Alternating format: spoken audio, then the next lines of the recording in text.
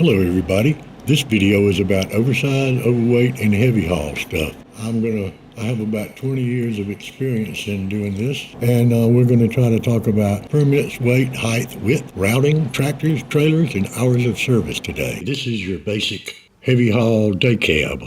You'll notice that it has a 4-axle tractor, and the weight allowances go $20,000 for the steers, $20,000 for each of the tridem axles, and there's no point in having a quad because a lot of states don't give you any more for having a quad than they do for a tridem. This tractor can support 80,000 pounds legally.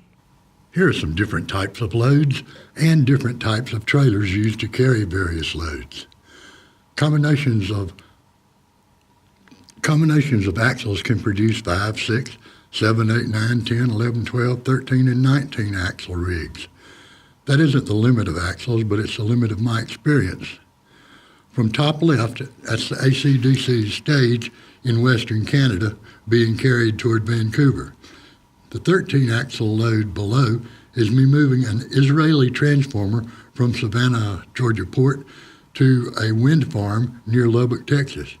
The 19-axle rig and the suspension beam trailer are very specific trailers. That rotating ship prop in the bottom right is the strangest thing I ever moved. The rear 6 axles and the Jeep 6 wheels in front of the trailer bed are disassembled and stacked on the trailer deck.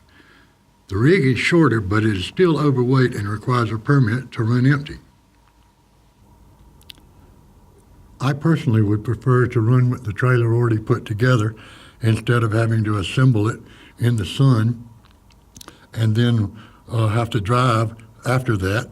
So it's my preference to do that, but that requires an Escort to accompany me, and that costs more than paying me to put the trailer together. So sometimes you win, sometimes you lose.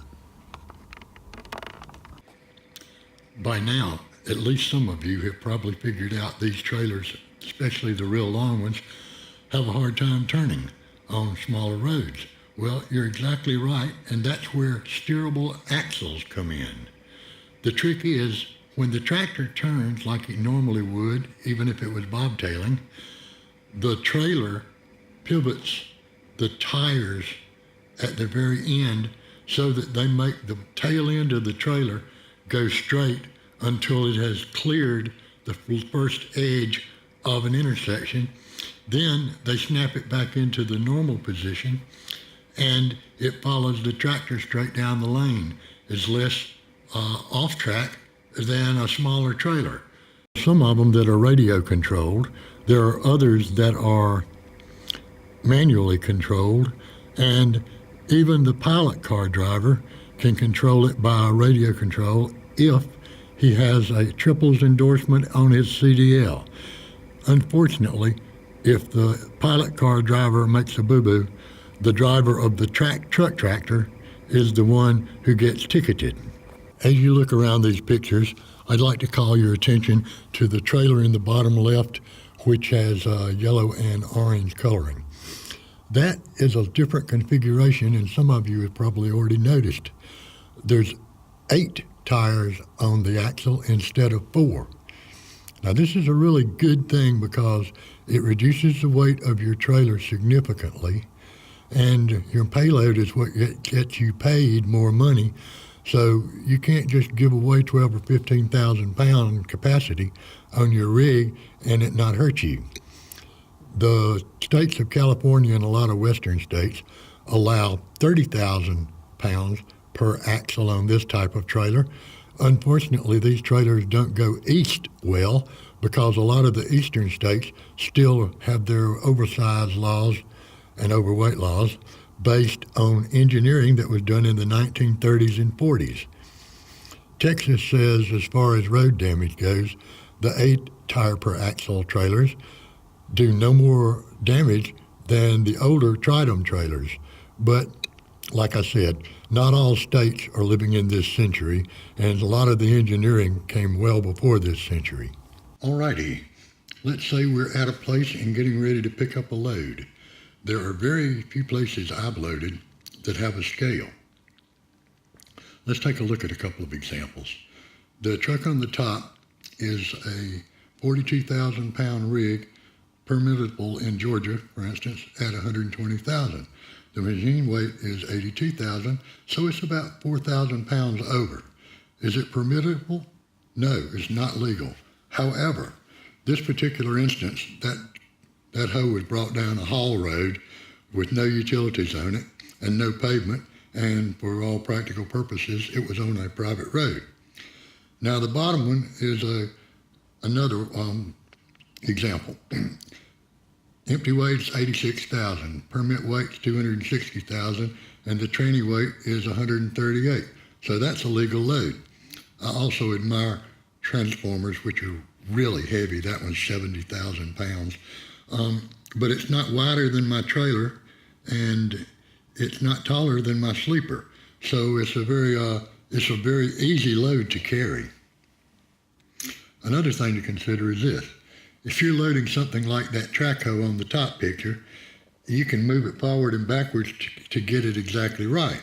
If you've already loaded a transformer, you're going to need either a crane or some other very large machine to move it at all, so you've got to be really careful. A lot of trailers have a weight indicator on each set of 3 axles, so you can balance it out that way. And some of them don't, so sometimes you're left in the dark with with question marks floating around over your head. All right, now we've got this load out to West Texas. We're about 30 miles out of where we're going, and the sun's going down. Every state's going to tell you when you can run. Many, many states turn you off at sundown and turn you back on at sunrise. California will let you move at night. Actually, Maryland makes you move at night too for superloads. And each state may or may not be a little different. But if you try to sneak Sally through the alley, there's a pretty good chance it's going to be a mistake, because it doesn't take a real smart enforcement officer to recognize an oversize that's running in night in a state where they're not supposed to. Look at your permit. It'll tell you what you need to know. Okay, I have to admit that ramp trailers are far from my favorite type trailer. We used to keep one around just to take loads into terrible places, but to be able to do that, the trailer came with 4-foot ramps, and we changed them to 8-foot ramps so the tractors don't have to climb as steep a ramp, because that's where one of the problems usually develops, getting on the trailer. On the other hand, I have to say that for any kind of serious haulage, ramp trailers are garbage. They are the number of fails you can find on YouTube from people using ramp trailers. There must be a million videos about that. So be cautious if you get stuck with a ramp trailer, especially in the winter, you're skating on thin ice. Who are those people with those flashing lights in front and behind my truck? Well, you can call them escorts or pilot cars. I'll be calling them pilot cars so we don't get confused about what kind of escorts we're talking about. Escorts have been trained to recognize dangerous situations. Escort drivers have a special license to be escort drivers, and they've been to school. They know, they're very competent. Now, the escort driver is not just there for my benefit. They're there for your benefit too. They're in contact with the front escort by radio. They're in touch with the truck driver by radio, and they know about stuff that you can't even see before it happens. If they try to block you from a lane, you should obey them. They might be saving your life. Now, I guess no video would be complete without a little truck driving story. So I'm going to tell you about Donna. She was my favorite escort driver. She had been a lady bull hauler before she became an escort driver, and she was quite a card. And one night we stopped at a Waffle House or a Huddle House or one of those kind of places, and the waitress, maybe she was having a bad day, but she was quite unpleasant. And Donna never said a word during the entire meal. At the end of the meal, she quietly super glued the plate, the glass, the silverware, and the tip to the table before we left. So just watch them Escort drivers, pilot cars. They can do some damage. Now, one of the specialty things that Escort drivers can do is they can run a high pole car. That means they've got a stick that sticks up usually 6 inches taller than your load, and if it scratches a bridge or an underpass, they can get you stopped before you get there, and you can deal with whatever the solution is. But they are an additional expense, but they're well out front of you, and they can save you from hitting a bridge, especially bridges that are mislabeled like most of them in New York State. Here's the deal. These people are important, and I'll tell you a little bit more about them in this move that I'm going to describe from Gary, Indiana to Miami. One more thing I'd like to mention before we start our trip from Indiana to Florida.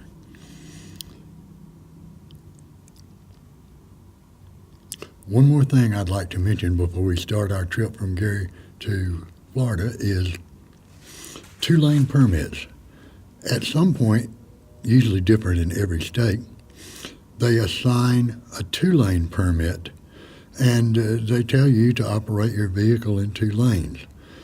It's something that upsets a lot of other drivers, but since they fail to understand that if you don't do what your permit says, then you are in violation of your permit. They can take it from you, and you'd have to buy a new permit to get out of the state.